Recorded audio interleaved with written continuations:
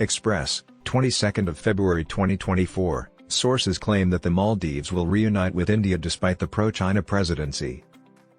Analysts predicted last night that China is losing its battle for the Maldives despite a pro-Beijing premier who was extensively bribed. In the Indo-Pacific region, where major powers vie for influence, the Paradise Archipelago, renowned for its appeal as a tourism destination, has become the epicenter of an improbable power struggle between China and India. Historically, India has maintained a strong alliance with the islands in the Indian Ocean. However, this sentiment changed after pro-China President Mohamed Muizzu was elected last year, and India shifted its focus towards Beijing. The Sunday Express issued a warning in October that the initial action taken by Muizzu, which was to expel Indian personnel, might create conditions for the establishment of an additional Chinese military outpost near India.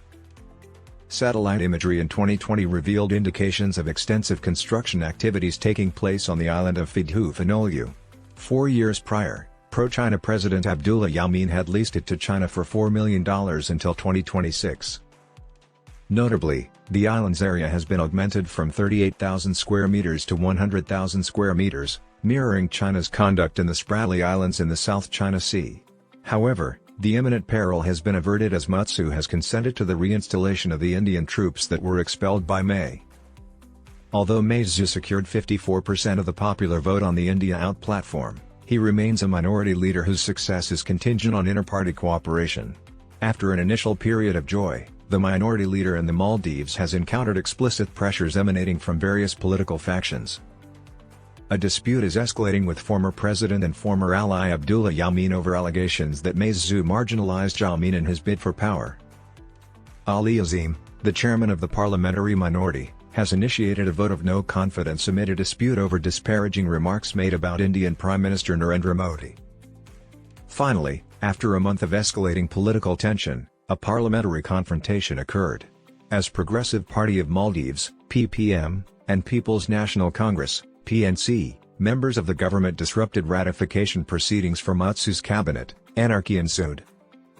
It prompted members of parliament, MPs, Abdullah Shahim Abdul Hakim of the PNC and Isa of the Maldivian Democratic Party, MDP, to engage in a physical altercation. The altercation was captured in dramatic images widely shared on social media. One such video depicted Shahim's leg grabbing Isa, which resulted in both falling to the ground. Another viral film portrayed Isa kicking Shahim in the neck and pulling his hair. Although Muizzu has prioritized a state visit to Beijing, an official visit to India has not yet transpired. To strengthen economic relations with Beijing, he may even signpost new infrastructure initiatives funded by China's Belt and Road Initiative, BRI, which entails pursuing fresh Chinese investments. The initial instance of a structure that connected the islands of Mali, Hulhul, and Hulhumil was the Sino-Mali Bridge. The bridge gained significant popularity due to its pioneering provision of direct road access to the nation's airport.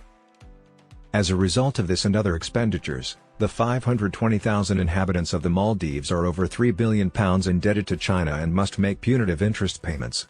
Despite this, New Delhi remains committed to making investments in the Maldives. According to newly disclosed data, India spent nearly 7.71 billion rupees, £74 million, or almost double its allocated 4 billion rupees, on projects in the Maldives during the previous fiscal year. An Indian official stated that development cooperation has not changed or ceased despite the Muizzu impasse, adding that New Delhi had a dual-pronged engagement strategy for Mali. The Indian Foreign Service maintains a private positive outlook on the future of the Maldives. Sachin Nanda, a regional expert at the International Center for Sustainability think tank, stated last night, according to government sources, India considers this an unpermanent obstacle. It recognizes the arrogance emanating from Muizzu's leadership, which may utilize China to extract more from India.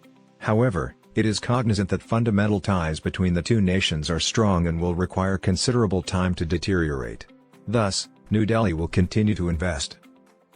Meanwhile, Narendra Modi retaliated with his warning shot. Recognizing that the Maldives depend on Indian tourism for approximately £300 million annually, the populist Prime Minister of India selected Lakshadweep, a collection of minuscule Indian islands that resemble the Maldives, as the location for his yearly vacation.